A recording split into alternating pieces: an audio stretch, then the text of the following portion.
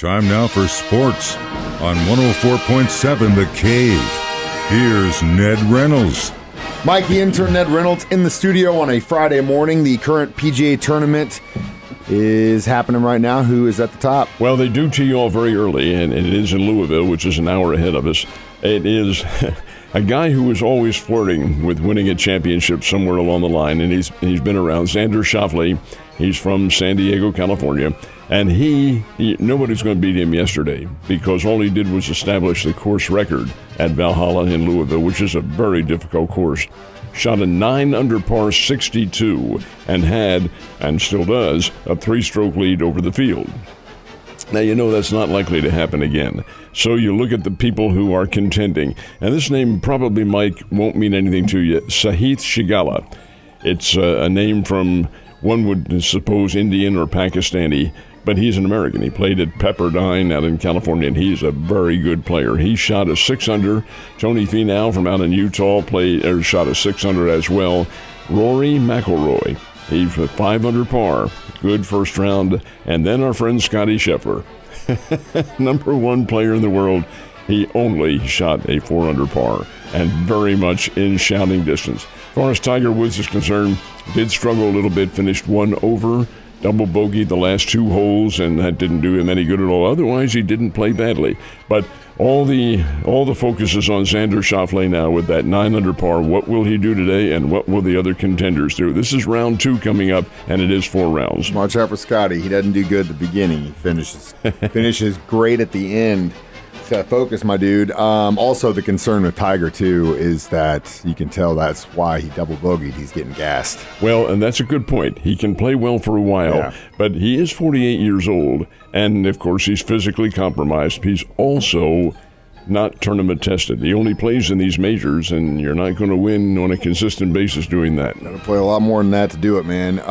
So, also, we've got the practice runs happening at the Indianapolis Motor Speedway for the 500. When's qualifying start? Qualifying is tomorrow, and it's full qualifying, and that's when the pole position will be decided. Have an interesting little side note to the Indianapolis 500. One of the individuals who is being given a lot of attention is a guy named Kyle Larson. Yeah, he's the same Kyle Larson from NASCAR.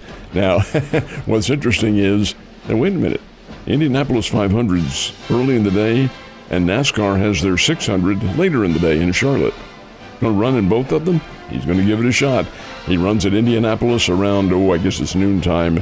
And once this race is finished there, gets on the plane, flies down to Charlotte, and then competes in the 600. And Kyle Larson is one of the leaders in there. Going to try to qualify in top position for both of them. Pretty cool stuff, before you start thinking he's some sort of hero or something. Remember, all he has to do is get behind the wheel of the car and drive. I kid. It's actually very, very physically, very, very physically taxing. When you consider the heat and all that that's in the mental it can stress. Drain you in every single respect. Oh, yeah, man. That's why it is an emotional sport. Missouri State Bears had a battle out with the SIU Salukis. How'd they do? I also had to battle out the weather. That was another question, but I know that's a trigger word for you, just the word weather.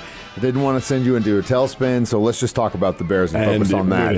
I know. I figured I know you well by now. How they played, I can't tell you, other than the ground crew at Hammons Field, is nothing short of spectacular. It began the game at 12 noon, and finished it rather rapidly because the Bears were big winners over Southern Illinois, 11-4. Tag Gollard, he's a young man from Canada, down playing for the Bears, had 3 RBIs. That included a home run. That's game 1. Now they'll play game 2 also this morning over at Hammons Field. Actually, it's noontime is when they're going to start it, a little bit before then. And then tomorrow will be the final home game of the season, and that's the day that everybody celebrates Keith Gutton, who will make his final appearance at Hammons Field after 42 years of guiding the Missouri State Bears. He retires.